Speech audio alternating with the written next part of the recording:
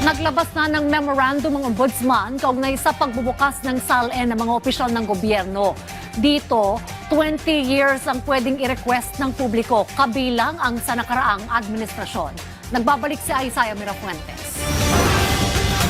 Hindi lang ng kasalukuyang administrasyon, kundi maging ang nakaraan ang pwedeng ma-access na Statement of Assets, Liabilities and Net Worth o SALN. Ito mismo ang laman ng memorandum na inilabas ng ombudsman kaugnay sa pagbubukas ng SALN ng lahat ng opisyal ng gobyerno.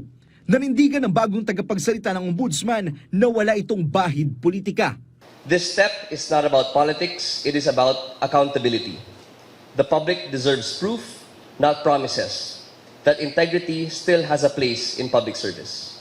Walang exempted rito, maging ang salin ng Pangulo at Vice Presidente ay dami rin dito.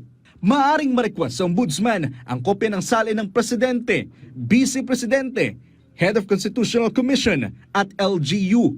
Habang ang mga nasa legislative naman, gaya ng Senado at Kongreso, ay pwedeng mahingi ito sa kanilang secretariat. Transparency in this area is not a slogan.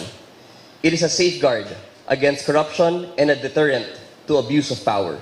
May ilang pamantayin lang ang ombudsman. Kagaya ng dapat ang magre-request ng SALN ay walang hangarin na labag sa batas, moral at pampublikong polisiya. Ayon din kay Clavano, hindi na kailangan pang manghingi ng consent ng mga opisyal na i-request ang SALN. 20 taon na data rin ang pwedeng mahingi ng isang magre-request. Ang pagbubukas ng SALN ay bahagi ng solusyon ng ombudsman kaugnay sa issue ng maanumalyang flood control project. It can help with the lifestyle check to see if there are disproportionate wealth within the ranks. Epektibo ang nasabing memorandum sa October 29 o 15 days matapos ang paglabas nito. Isaiah Mirafuentes para sa Pambansang TV sa Bagong Pilipinas.